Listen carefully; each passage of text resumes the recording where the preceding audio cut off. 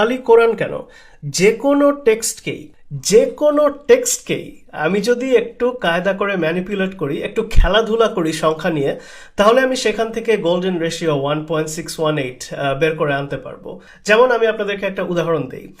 ইন্টারনেটে বিভিন্ন random text generator website আছে। এদেরকে বললে এরা একদম অর্থহীন কিছু বাক্য বের করে দেয়। আমি কিছুক্ষণ আগে এরকম একটা ওয়েবসাইটকে বলেছিলাম আমাকে একটা র্যান্ডম টেক্সট বানিয়ে দাও। তো সেই টেক্সটটা নিয়ে আমি খুব সিম্পল কয়েকটা কাজ করলাম। প্রথমে তার মোট অক্ষর সংখ্যা গুনে ফেললাম 2984। তারপর এর মধ্যে জোড় ক্রমের অক্ষর কতগুলো আছে, মানে বি ডি এফ এরকম জোড় ক্রমের অক্ষর কতগুলো আছে সেটা গুনে ফেললাম 1262। তারপর একদম শেষে আমি যে কাজটা করলাম সেটা হচ্ছে টেক্সটের মধ্যে কতগুলো স্পেস আছে সেটা গুনলাম 582। তো এবার মোট অক্ষর সংখ্যাকে যদি এই পরের দুটো সংখ্যার যোগফল দিয়ে ভাগ দেই, ভাগফল কত আসে বলেন তো? 1.618।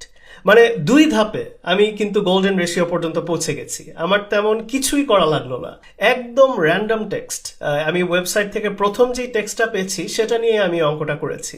শুধু গোল্ডেন রেশিও কেন, যেই সংখ্যাই বলুন না কেন, একটা টেক্সটের মধ্যে সংখ্যা এদিক ওদিক ম্যানিপুলেট করে সেই পর্যন্ত পৌঁছানো আসলে কোনো ব্যাপারই না।